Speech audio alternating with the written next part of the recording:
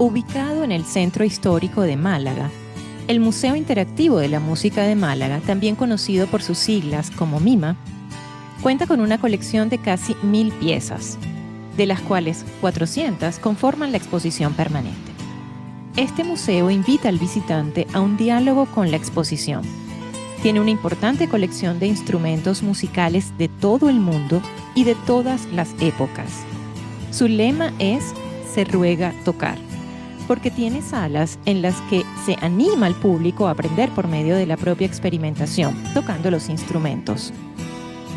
Pocos museos reúnen una oferta cultural tan original, divertida, dinámica y didáctica como el Museo Interactivo de la Música de Málaga. El MIMA es, ante todo, un espacio de divulgación sobre el mundo de la música. Por esta razón, promueve continuamente actividades culturales temáticas. Conciertos, conferencias y proyecciones se alternan con talleres para escolares y actividades musicales para familias. En esta ocasión, Tiempo Extra se trasladó a las instalaciones del MIMA para conversar con una artista venezolana, Isabela Méndez, quien nos contó de su recorrido por las artes escénicas y gráficas, y también nos entregó valiosas reflexiones sobre la perseverancia. Los invito a conocer a Isabela en este tercer episodio de Tiempo Extra. Hola Isabela, es un placer tenerte acá. Bienvenida a Tiempo Extra. Es una felicidad que estés aquí con nosotros. Este es un episodio muy especial, es un episodio muy significativo porque estamos en un formato diferente. En esta ocasión vamos a tener una innovación que es poder ofrecerle a la audiencia la oportunidad de también ver este material visual, este formato que ahora estamos haciendo en video, va a estar disponible en YouTube, que es una plataforma de altísimo alcance. Por supuesto, va a estar también disponible en todas las plataformas de audio, pero este episodio, por esa particularidad, es muy especial. También este episodio tiene su toque especial porque estamos en una locación bellísima.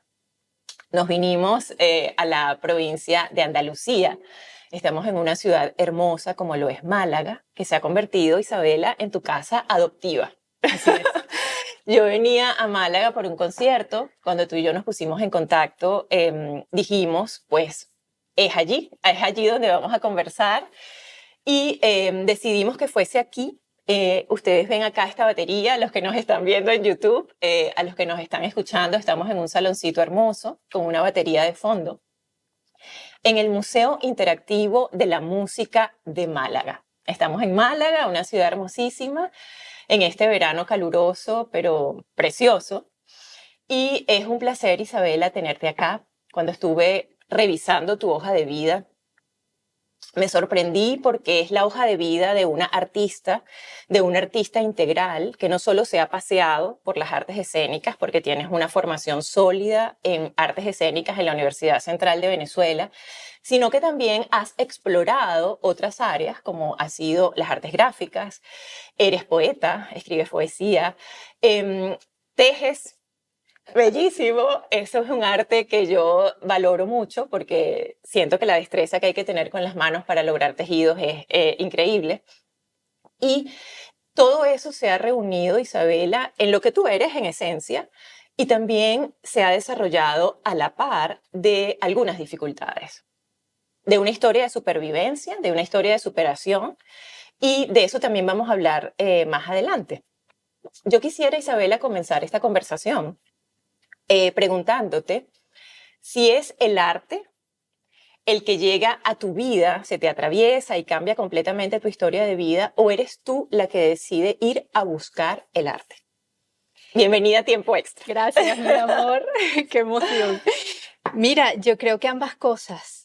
Yo nací en un hogar de un artista, porque mi madre es pintora, es artista plástico.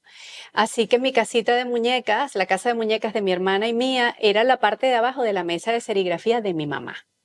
O sea que por ahí puedes sacar ya las conclusiones. Yo crecí rodeada de lienzos, de pinceles. En casa, además, uno de los libros más emblemáticos que yo recuerdo en la mesa de la sala, por cierto, era el de Picasso, con su autorretrato. Y tiene gracia porque yo vivo a 2 calles en la misma acera de la casa de Picasso. Wow.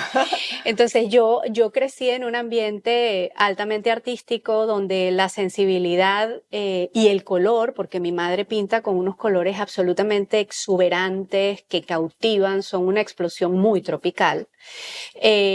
Yo crecí dada a esa sensibilidad, a la sensibilidad de las artes plásticas, a la sensibilidad escénica, porque mi madre nos llevaba al teatro, a la música. Mi madre nos despertaba en la mañana para ir al colegio con el concierto de Brandenburgo de Bach. Entonces, había como muchas cosas allí ya en la base que yo respiré. Entonces, yo puedo decir que yo nací en el arte. Totalmente. Que sí, que el arte me atraviesa desde que yo era una bebé, porque además yo siempre tuve un oído muy bueno y como en Venezuela hay un tapiz de tantas culturas, yo siempre hice imitaciones de acentos desde que era una pulga. Entonces eso se me daba a mí de manera natural. Ahora bien, cuando yo descubro, digamos, con solidez que ese es mi lenguaje, yo voy a buscar, digamos, la excelencia académica y también práctica, porque me formé no solo a nivel académico, con muchísimo rigor, sino también a nivel práctico. Yo empecé a estudiar formalmente, con seriedad y con rigor, con una seriedad y un rigor que te comentaba tras cámaras, sí, que era casi la de un monje. O sea, yo era un personaje muy particular dentro de las artes escénicas porque yo no era dada a fiestas, yo era súper seria, súper... Y empecé a estudiar con esa seriedad y con esa vehemencia y con esa pasión también en la parte práctica. Yo ingresé en el taller del actor que dirigía Enrique Porte y estaba allí Santiago Sánchez a los 16 años recién cumplidos. Muy joven, Isabela. Claro, sí. Y yo rezaba, yo te comentaba que yo me acostaba todas las noches, ya a los 8 años yo tenía registro de acostarme diciendo, papá Dios, yo quiero ser actriz, cantante y escritora. O sea que eso está para mí meridianamente claro desde que yo era una bebé. Muy pequeña. Muy pequeña. Y esa vocación, Isabela, ¿fue bien recibida en casa? Fue bien recibida sobre todo por mi madre. Hombre, por mi papi también, no voy a decir que no. Lo que pasa es que mi padre viene de una formación diferente, iba a ser sacerdote cuando era joven, es el mayor de 8 hermanos de los Andes, que son más conservadores. Mentalidades más rígidas. Sí. Y entonces a mi padre, que años después me confiesa, siempre supe que ibas a ser actriz, que eras artista, cuando yo le digo seriamente a los 16 años que yo quiero ser actriz y que eso no tiene vuelta atrás, que voy a empezar a estudiar, él entra en un silencio que le duró años con respecto a mi elección profesional. Pero siempre estuvo para abrazarme y después celebró todos mis éxitos. Ahora, quien me acompaña desde el principio de la mano y me digamos, me celebra todo lo que yo era escénicamente es mi madre. Claro. Porque ella es artista. Y además le hacía mucha gracia porque yo desde chiquitica imitaba los acentos, me montaba mis guiones, inventaba canciones y las cantaba. Lo que sí nunca exploré, que solo podemos hablar más adelante, fueron las plásticas. Porque como mi madre es pintora y mi hermana es una diseñadora extraordinaria. ¡Wow! ¡Qué bien! Eso está allí en la familia. Totalmente, eso bulle en la sangre. Para mí ese era un territorio vedado, o sea, este es el territorio de ellas son unas maestras de esto. Por temor a defraudar también a ese artista interno y también por no defraudarlas a ellas. Correcto. Decir, mi área es otra. Sí, es que yo lo tenía prohibido, yo consideraba que yo no tenía ninguna oportunidad en ese lenguaje, digamos, en el lenguaje plástico, pero la vida después me demostró otra cosa. Es cierto, Isabela. Sí, yo estoy muy sorprendida porque además eres muy versátil, aunque tu fuerte son las artes escénicas, tú te sientes maestra estando sobre las tablas en el escenario. Además te conocemos también de la telenovela venezolana, o sea, tienes toda una historia en la actuación. Sin embargo, Isabela, una de las cosas que yo quería resaltar en esta conversación y forma parte pues, de la esencia del podcast es cómo ese camino tan exitoso y lleno de progresos ha sido o han dado a la par de una dificultad con la que naciste, que es una disminución en la agudeza visual. Yo como médico, pues y además desde el punto de vista familiar, estoy muy sensibilizada con el tema. En mi caso, mi abuelo materno vivió sus últimos años padeciendo una ceguera producto de la diabetes. La enfermedad fue progresando hasta lamentablemente llegar a ese desenlace. De hecho, yo los recuerdos que tengo de mi abuelo materno es sin visión, o sea, él estando siempre ciego. Y por eso es un tema que me toca muy de cerca. Vi muchas cosas en casa relacionadas con la adaptación que debe tener un hogar, con la receptividad que debemos tener los que rodeamos a esta persona para hacerle la vida más sencilla. Mucha empatía, ¿no? Porque es un tema que también pues me tocó de cerca. Pero en este caso, Isabela, a uno le cuesta imaginarse lo difícil que puede ser llevar esa carrera exitosa, sobre todo en el diseño, en las artes gráficas, en la pintura. Tú haces dibujos hermosísimos, teniendo el problema visual. Entonces yo quisiera que tú nos contaras parte de tu historia de la forma pues, más espontánea y más sencilla, como lo quieras compartir con nosotros, porque me parece de un valor inigualable. Y quiero que muchas personas que nos están escuchando y que también nos están viendo se animen a salir de la cáscara o se animen a salir de sus casas si tienen un talento al escuchar cómo tú lo has hecho. Me encanta hablar de esto. ¿Sabes por qué? Primero porque me atraviesa, es parte de mi cotidiano y es un tipo de, digamos, de discapacidad, si se puede ponerle alguna etiqueta, que se atraviesa en todo.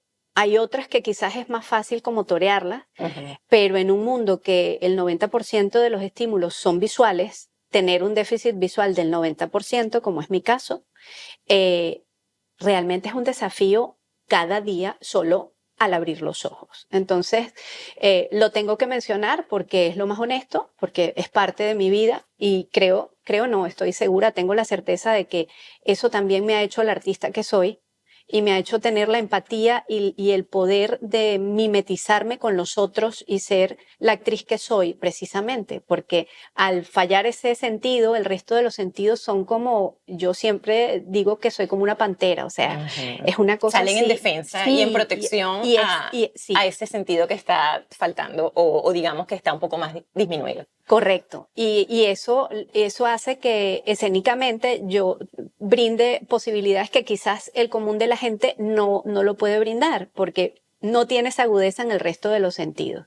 Entonces, y por otro lado, me gusta hablar de eso porque creo que reivindicar este tipo de situaciones puede ayudar a otra gente de dos maneras. Puedes ayudarla porque a lo mejor tienen una situación similar así cerca y esto les ayuda a empatizar y les ayuda también a brindarle una mano a esa persona en las adaptaciones, en el tipo de compañía o sencillamente en la escucha. Y también me gusta hablar de esto porque pues hay gente que vive esta discapacidad y que quizás hay soluciones que yo puedo ofrecer que ellas no habían pensado, o hay pasos que ya yo he dado que quizás no se han atrevido a dar. Y me gusta pensar que todos estamos aquí para ayudarnos los unos a los otros y para hacer una ventana de lo que sí se puede. Exacto, y no es negar que el obstáculo está presente, Isabela. Tú desde niña, porque es algo congénito, fuiste manejando ese concepto, ok, mi visión no es la del resto de las personas que me rodean, tengo una visión con un déficit y esto tengo que aceptarlo, adaptarme y potenciar los otros sentidos, potenciar mis otras destrezas y no dejarme vencer. Que eso es la decisión, una decisión personal, porque fácil no fue, fácil no ha sido, Isabela. Tú tienes una sonrisa hermosa, tú tienes unos ojos bellísimos, los que no pueden vernos, se los describo. Isabel no tiene ningún defecto aparente en sus ojos. Es algo sencillamente a nivel pues, del órgano interno. Y eso es algo, Isabela, que también ha jugado un poco en contra de la condición. Ha jugado en contra de la condición por los prejuicios que tenemos. Pensamos que una persona con déficit visual o ceguera es una persona que tiene algún trastorno evidente en sus globos oculares y que eso lo vamos a percibir. O usan los lentes oscuros o anda en la calle con el bastón. No siempre ocurre así. Y tenemos que tener cierta apertura mental para aceptar eso, que hay una variedad de patologías y entre ese abanico de posibilidades o de alteraciones en este órgano, existe también una donde no se hace evidente el defecto. Correcto. Entonces, en algunas ocasiones, lo supe porque también he escuchado entrevistas previas que has tenido, ha sido un poco doloroso lidiar con ese juicio de las personas que dicen, pero es que tú no tienes nada, pero yo te veo perfecta, yo te veo muy bien. Cuando has solicitado ayuda o cuando has dicho, por favor, esto no lo puedo completar o esto no lo puedo hacer porque yo tengo un problema de esta naturaleza.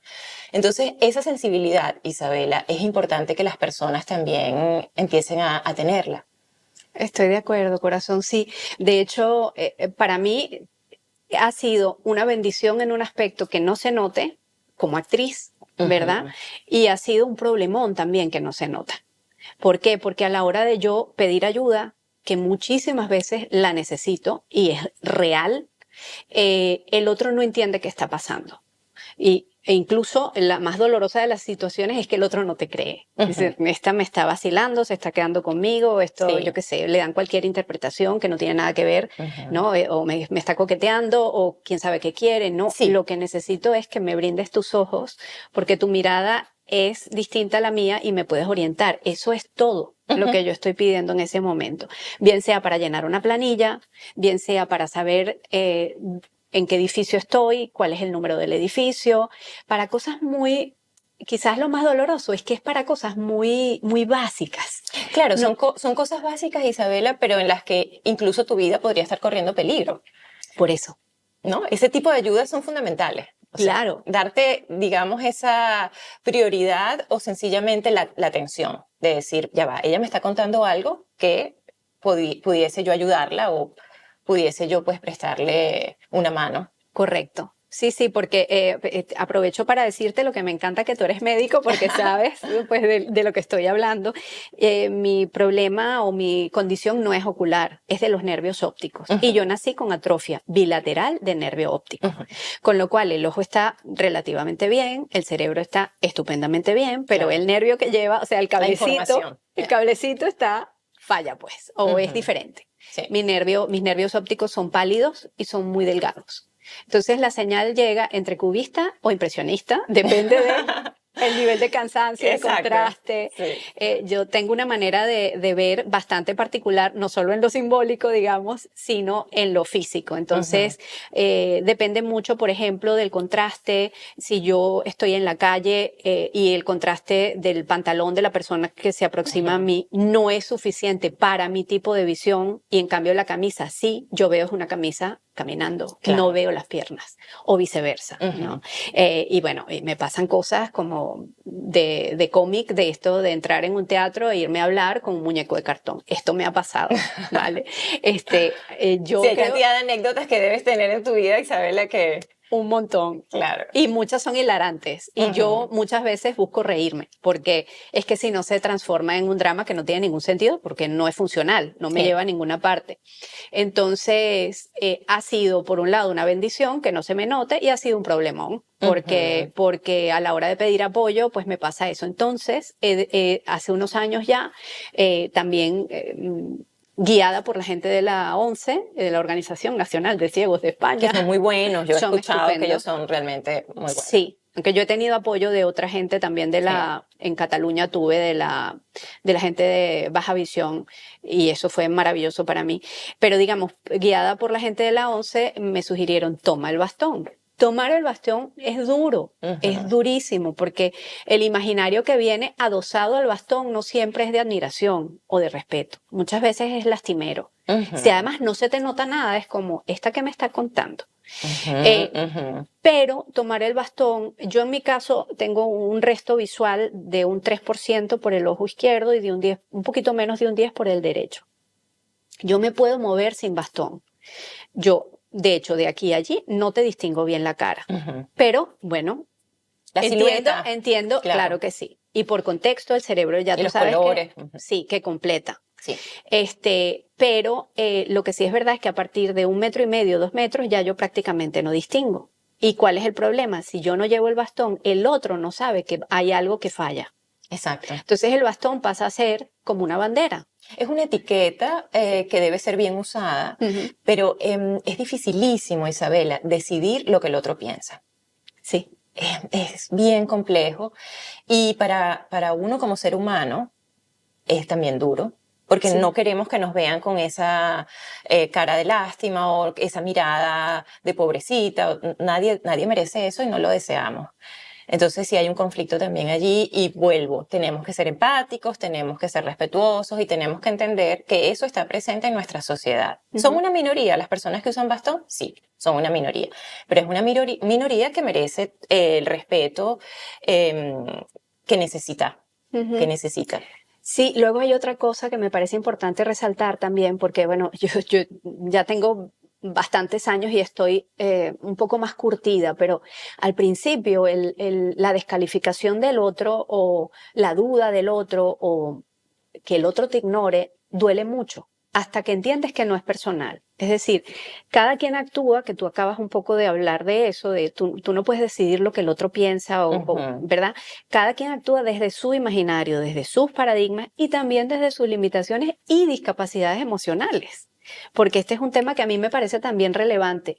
Oye, yo puedo tener una discapacidad o un déficit visual que se hace patente en mis sentidos. Hay gente que tiene algún tipo de discapacidad que es muy visible, pero hay muchísima gente que tiene discapacidad emocional y ni siquiera ha sido diagnosticada. Sí.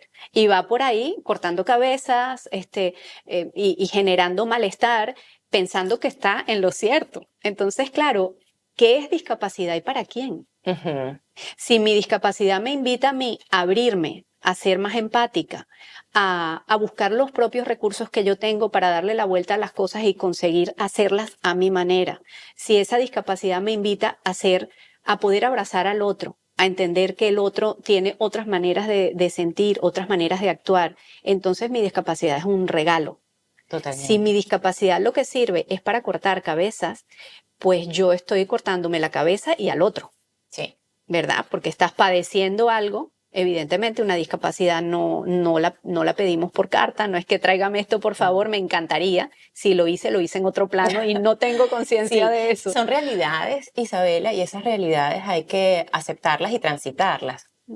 Y yo creo que lo más importante de tu historia es que tú lo has demostrado con hechos. Es decir, tú seguiste trabajando como actriz, lo has hecho toda la vida, tú seguiste produciendo tu arte gráfico y quiero que nos hables de eso porque la producción es, Isabela, o sea, es mucho. Tienes los títeres, tú eres narradora de cuentos, que por cierto lo haces acá en este Museo Interactivo de la Música aquí en Málaga. Tienes la parte del diseño de franelas y las tazas, que yo me llevo las mías, yo que colecciono tazas, yo dije, esto tengo que yo llevármelo porque son hermosísimas.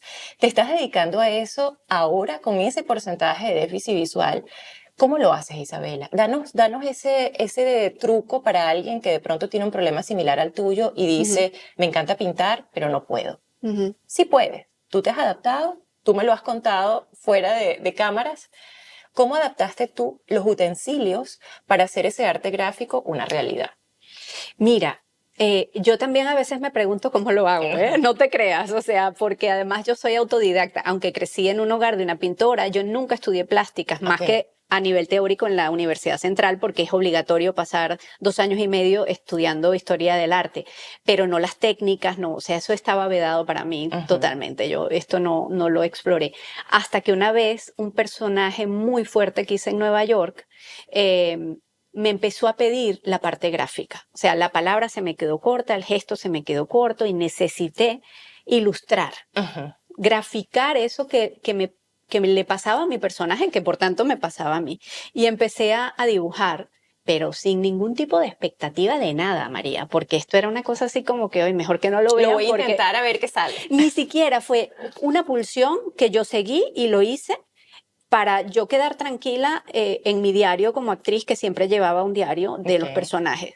Pero no tenía ningún otro tipo de expectativa. Hasta que mis amigos, los actores amigos míos, vieron eso y me dijeron, ¿qué? ¿Cómo es que tú no haces esto de cara a la galería? O sea, ¿cómo es que no lo ha visto otra gente?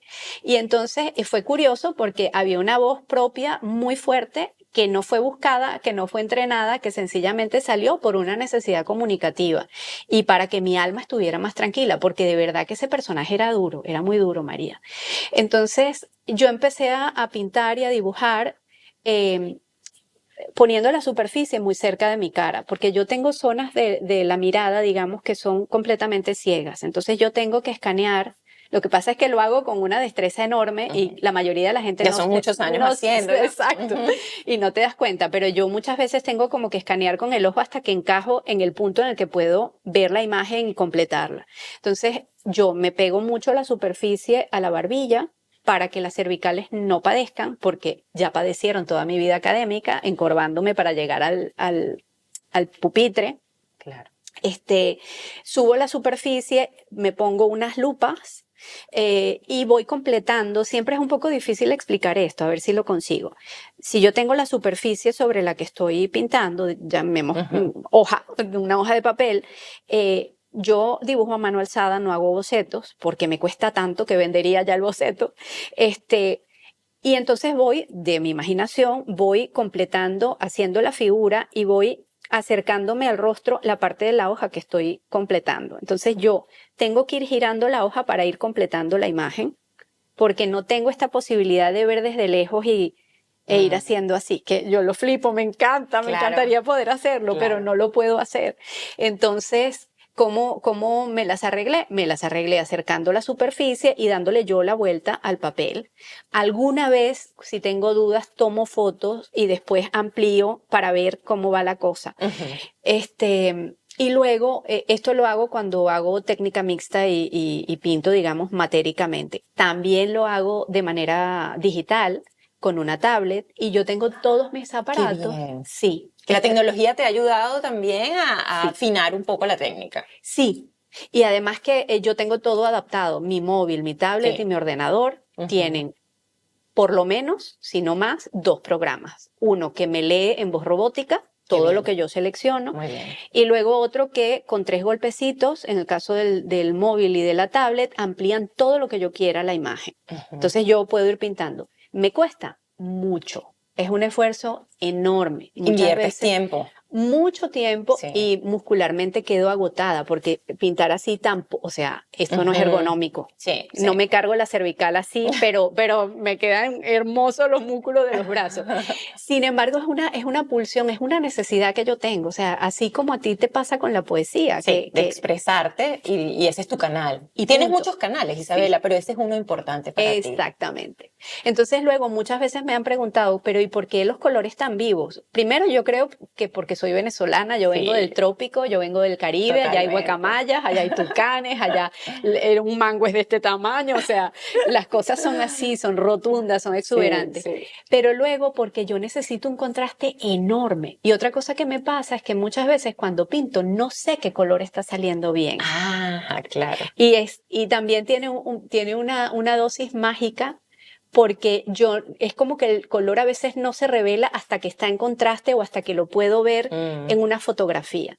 Entonces creo que eso también le da como un punto distinto, porque claro, es una mirada que no tiene nada que ver con una mirada común, digamos, entrenada para las artes plásticas de otra manera, sino que es como un instinto ahí que se derrama. Que sale de esa manera. Y se ve muy hermoso, Isabela, porque logras plasmar ese arte en el algodón de las franelas y también en las tazas, ¿no? En la cerámica se ve muy, muy bonito. O sea, el acabado es precioso y eso es algo que todos tienen que conocer. Lo vamos a dejar en la descripción del video y lo vamos a dejar también en los datos del post que vamos a publicar en Instagram. Isabela, ya nosotros para ir cerrando esta conversación tan agradable, aquí podemos estar horas, ya lo sabemos.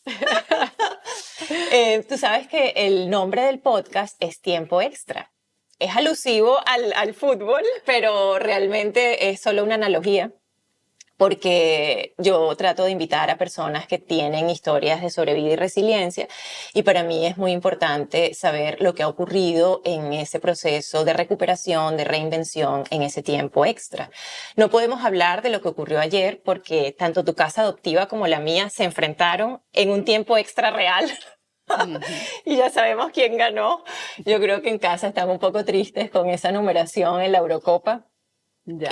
Sí, lamentablemente quedaron fuera, pero yo creo que fue un juego muy bonito y bueno, son dos equipos muy valiosos. Pero bueno, ya saliendo un poco del tema del fútbol, Isabela, ¿cómo es tu balance? Cuando tú revisas, bueno, lo que yo he logrado hacer en este tiempo extra, en este tiempo que he tenido de desarrollo, no solo de tu arte, sino también en tu propio desarrollo como ser humano. Yo siempre digo, y te lo comentaba ayer, que después de lo que a mí me ocurrió, de mi historia con el cáncer, y ahora ya con mi edad y mi lugar en el mundo, he tratado de que mi vida se convierta en un bonito lugar. O sea, yo creo que las vidas de las personas, yo creo que las personas se transforman en lugares. Un lugar al que tú te quieras acercar, o en este caso una persona a la que te quieras acercar, que tenga calidez, que tenga simpatía, que tenga esa temperatura agradable, que tenga, sí, todo lo fresco y lo bonito que puede ofrecer un lugar agradable. Entonces, ese ha sido un poco mi enfoque, ¿no? Convertir mi vida en un lugar agradable al que las personas deseen acercarse. ¿Cuál ha sido tu enfoque en este tiempo extra? Me encanta ese concepto, María, me fascina y eres un lugar agradable. Gracias. Y antes de decirte yo lo siguiente, quiero augurarte lo mejor de lo mejor en tu podcast. Tu trabajo es brillante y es una ventana para mucha gente seguramente muy valiosa. Así que... Amén, gracias. Totalmente, Isabela. totalmente. Mira, mi balance es amoroso, es alegre, es vigoroso, es positivo. La vida tiene numerosos escollos. No estoy minimizando la importancia o el peso del sufrimiento que hayamos podido y el dolor que hayamos podido atravesar y eventualmente que atravesaremos, porque la vida pues Es nos obliga, cambiante. sí, a desapegarnos de gente amada, de situaciones, etcétera. Sin embargo, a estas alturas de mi vida, María, celebro cada instante. O sea, es que tenemos las células allí cada día vibrando para que este cuerpo, ese cuerpo, estén completos, estén En armonía. funcionen, podamos expresarnos. Sí. Entonces, sí, hay carencias, por supuesto que hay carencias de muchas índoles, pero siempre hay muchísimo más que tenemos que no las carencias. Entonces, yo estoy en esa parte, en esa misma tribu tuya, Sí. de hacer de mi vida un lugar bonito, de que el otro pueda ser abrazado por mí con calidez, con empatía, con amor, de que yo tenga una oreja con un buen oído para escuchar al otro cuando lo requiere también. Y estoy muy enamorada del arte y tengo la certeza de que a través de eso también produzco sanación. Entonces, mi vida es ese lugar bonito en el que yo quiero abrazar al otro, quiero seguir haciendo arte e invito a la gente a que esa vocecita, ese Pepe Grillo negativo que tenemos, que nos desvaloriza, que nos dice que no podemos, que nos anula, exacto, lo desoigamos un poco. Podemos darle las gracias porque pelearnos con él no tiene ningún sentido, quedamos exhaustos, claro, sin energía. Pero podemos darle las gracias y decir, vale, ya te escuché. Sin embargo, yo elijo otra cosa. Y es un trabajo de cada día, porque el ego está entrenado para hacer ese Pepe Grillo que nos dice tú no puedes, tú no debes, no eres suficiente, compárate con este, con aquel, el otro hizo más. Hay que desoírlo, hay que agradecerle y optar por otra cosa. Entonces yo invito a la gente a que lleve ese discurso a su vida y pueda hacer de su vida y de su existencia un lugar bonito. María. Claro, incluso pese a las dificultades y a las circunstancias que no elegimos, que están allí, Isabela, y que, bueno, se vuelven compañeras del camino. Pero es bellísimo tu mensaje, te agradezco enorme esta entrevista, esta conversación que se ha hecho amena, es delicioso poder hablar con alguien que nos recarga de energía y que además nos deja un mensaje tan positivo y tan hermoso. Gracias, Isabela, por este tercer episodio y eres ya una bienvenida por siempre a Tiempo Extra. Me encantó que estuvieras hoy con nosotros. Gracias a ti, amor. Gracias. Muchísimas gracias.